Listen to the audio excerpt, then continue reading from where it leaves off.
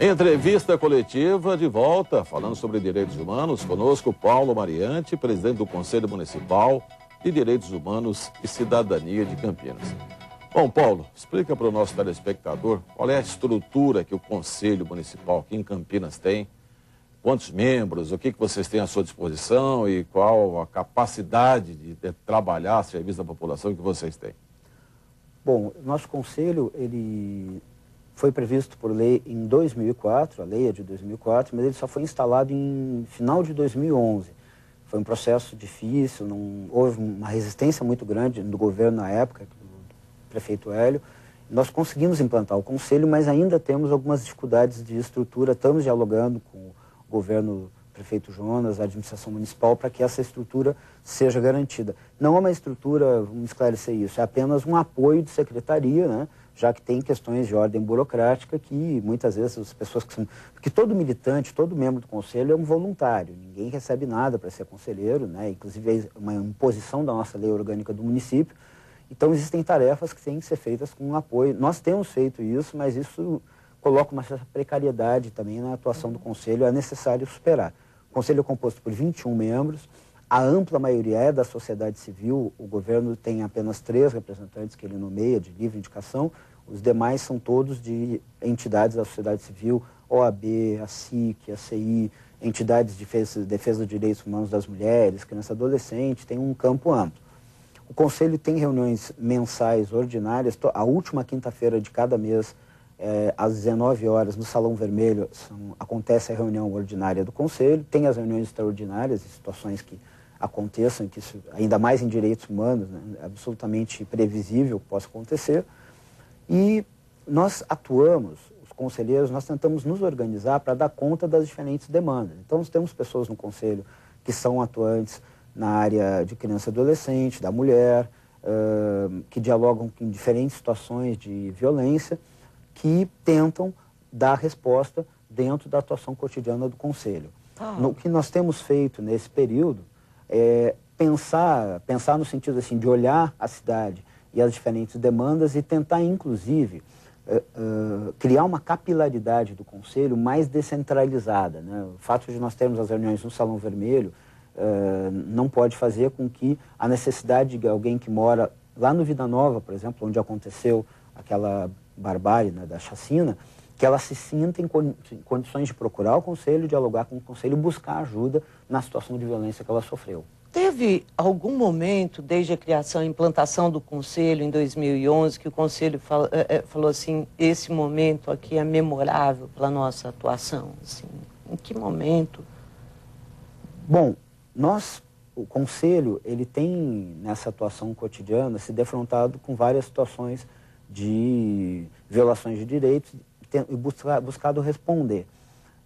Eu penso que nós temos alguns momentos que são marcantes na atuação do Conselho e, curiosamente, aí, que relacionam-se com a questão de atuação da polícia e da Guarda Municipal. A Guarda Municipal em relação à população em situação de rua, que é uma população extremamente vulnerável, isso eu acho que é importante pensar. Diferente de outros segmentos que tem, por exemplo, homossexuais, tem grupos organizados desde 95 em Campinas. A população em situação de rua não tem, ela está muito mais exposta, vive uma condição de discriminação, muitas vezes de degradação e muita violência.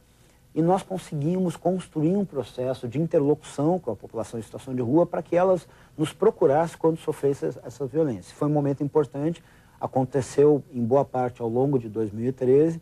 Na nossa conferência de direitos humanos, nós tivemos a felicidade de conseguir eleger uma pessoa da população em situação de rua para fazer parte do Conselho. E ela vai? Vai, participa, tem uma participação muito qualificada, né? Isso para nós foi uma coisa muito feliz, uma grande conquista. Paulo, sobre morador de rua, o Conselho estará para, claro, vigiar se algum morador de rua tem os seus direitos humanos ultrajados. Ele não tem que apanhar porque ele é morador de rua. Agora, a população também se sente, de alguma maneira, aspas, agredida pela presença desses moradores, pelo incômodo desses moradores, pela sujeira que eles deixam na rua, as necessidades fisiológicas que fazem na rua. Mais do que defender os direitos deles, não dá para resolver o problema deles e automaticamente resolver o problema da sociedade? Bom, Com certeza, a população da cidade ela tem que ter o seu direito respeitado. Eu sou morador do centro, também falo com muita tranquilidade em relação a isso. Acho que há necessidade de se encontrar um ponto de equilíbrio em relação aos direitos de quem vive na rua, da população em situação de rua e das pessoas que utilizam e frequentam o centro. A solução para isso não é uma solução fácil, porque muitas vezes as pessoas que estão na população em situação de rua são pessoas que tiveram a completa perda, ou pelo menos uma situação quase completa de perda de vínculos familiares, de vínculos sociais. Então, o trabalho com essa população não é um trabalho que resolve em um dia ou em um mês, é um trabalho contínuo e que o que mais ajuda a esse trabalho a ser feito é não se criar soluções de pirotecnia, assim, encontramos a fórmula mágica, coisas como aquele programa, por exemplo, Tolerância Zero, que não eram resposta, tanto que a vida mostrou, tanto não era resposta, que em determinado momento tirava e voltava. É preciso ter um processo que pode-se dizer, de certa maneira, de inserção, né, de ressocialização, mas que é feito com muito tempo. Nós temos experiências de pessoas da população em situação de rua que retomam uma vida, por exemplo, de trabalho, né? Agora, isso não se faz de um dia para o outro. O que me parece mais central nessa questão? Garantir que, enquanto houver população em situação de rua, ela tenha condição, com alguma dignidade, e, por exemplo, o fato delas fazerem, né, necessidades em espaço público é pelo fato de uma alternativa.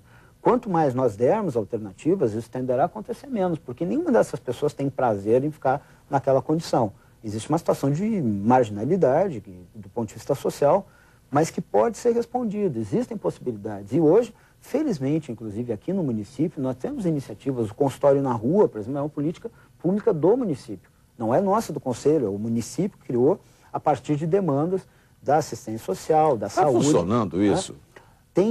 Funciona, mas aí é importante dizer, o bom trabalho que o consultório na rua faz com a população em situação de rua, ele às vezes é torpedeado por uma ação truculenta da Guarda Municipal. Porque a pessoa em situação de rua, dito morador na rua, eles até brincam, porque se morar na rua é atropelada, a pessoa em situação de rua, ela tem uma desconfiança muito grande. Nós mesmos do Conselho, quando fomos a primeira vez, eles desconfiam de tudo, que é até plausível, quem está na rua está muito exposto. Eles têm que ficar ligados, então não dá né? para... Quando as pessoas, por exemplo, do consultório na rua, do SOS Rua, estão lá conquistando a confiança, um trabalho, outras entidades que trabalham junto lá, são muito dignas, fazendo um trabalho muito nobre, elas são vistas todas como governo. E quando vem a guarda, que também é governo e atua de forma truculenta, ela quebra esse trabalho. Então, existem iniciativas. Hoje, o consultório na rua tem respostas extremamente positivas. Isso reduziu totalmente a população na rua? Não. Mas começa a criar uma perspectiva de que aquelas pessoas ali, elas têm em quem confiar no poder público. Isso é um primeiro passo. É um primeiro passo para uma solução que, como eu disse, não é uma solução de curto prazo. No curto prazo, a gente pode minimizar os efeitos, como, por exemplo, ter banheiros públicos. Aliás, é uma coisa incrível, Campinas, não ter banheiros públicos. Qualquer um de nós na cidade... Aliás, é uma luta aqui do nosso programa da rádio, do Jornal Gente. Mas, Paulo, sei que estou dando uma saidinha para ficar muito específico. Esse consultório de rua que eu achei uma ideia maravilhosa. Que tipo de doença é mais frequente que eles conseguem tratar? E você tem alguma informação dos resultados? Bom, existem... a população em situação de rua, ela tem, mesmo com essa quebra dos vínculos familiares, muitas vezes as pessoas ali, elas não têm, por exemplo, algum tipo de transtorno mental maior, como se poderia pensar. Ela tem uma fatia considerável de uso de álcool, né? E isso, embora no Brasil a gente tenha às vezes uma certa permissividade com essa questão, o uso do álcool em certas condições se torna uma patologia. Existe o uso do álcool, é o maior do que qualquer outra substância, é o maior, não tem nem comparação a população em situação de rua. O maior uso, não que ela toda use, mas a maior incidência de uso é de álcool. Então, muitas vezes o que eles tentam é tanto um trabalho de encaminhamento para o atendimento psicológico, para buscar um processo de superação da dependência, e enquanto não supera a dependência, a chamada redução de danos. Quer dizer, a pessoa ela pode, enquanto ela tenta se livrar, né, dessa situação, que é uma situação terrível, ela pode ter um apoio para que o uso não seja mais danoso para o organismo do que ele já é. Ele sempre é, isso não tem como querer mascarar. Mas existe. Então, esse atendimento de saúde, tem feito, pelo menos, com que essas pessoas também se sintam um pouco mais dignas. Olha, tem gente do governo que vem aqui se preocupar conosco e tenta dar uma resposta, ainda que não seja absoluta. E a gente sabe que a questão de dependência química, ela tem altos e baixos, tem vais e vens, não é uma coisa tão simples. Uma né? doença que eu me lembro, eu fiz uma matéria com o pessoal do consultório de rua, tuberculose. É uma doença, e isso é uma questão de saúde pública por causa do poder de transmissão, né, do vírus. Então, isso daí é uma coisa que o consultório trabalha e diagnostica e trata com bastante dificuldade, porque o morador de rua ele nem sempre vai estar no mesmo local onde ele foi encontrado das últimas 7 vezes. Né? Aliás, falando em local, a prefeitura fez um trabalho aí nos baixos do viaduto Miguel Vicente Cury, e aquilo deu uma pequena espalhada. Não vou dizer que acabou, porque passo lá e vejo, mas deu uma pequena espalhada. Como é que vocês do Conselho veem isso? Isso é bom, é ruim, ajudou, atrapalhou? Bom, não só nós, o Conselho, mas as próprias entidades que trabalhavam com a Casa da Cidadania não eram favoráveis à retirada, porque é exatamente o que acontece. Retira de um lugar, vai para o outro, e muitas vezes a dispersão não ajuda o próprio trabalho. Inclusive em relação ao que o Zezé colocou. Quando um consultório na rua não encontra mais aquele paciente, isso é um problema para o trabalho do poder público. Então é necessário ter esse enfrentamento das políticas públicas da população em situação de rua, mas não vendo a população como um problema, vendo como um ponto necessário de ação dos direitos humanos para garantir o direito de todos, da população da cidade e da população na rua. Olha, o nosso tempo terminou. Pelo menos você sabe que existe esse conselho aqui em Campinas que discute as nossas políticas e que pode até ser acionado, tá? Para finalizar, Paulo, eu quero agradecer a sua presença aqui. Tem algum telefone que a população possa entrar em contato com o Conselho? Olha, nós ainda estamos sem uma secretaria executiva. Nós temos um e-mail que é conselho.direitos.humanos.cps de Campinas@gmail, né? Através desse e-mail nós podemos ser procurados e também através do gabinete do prefeito, que o nosso conselho é ligado ao gabinete do prefeito. Então, qualquer um dos telefones do gabinete da prefeitura também um canal para se localizar o conselho e ser acionado. Agora sim, muito obrigado, viu, Paulo, pela presença. Obrigado. Zezé de Lima, muito obrigado. Boa noite. Obrigada, Zé. Obrigada, Paulo. Obrigada, telespectador. E obrigado a você. Até o próximo domingo com a entrevista coletiva. Até lá.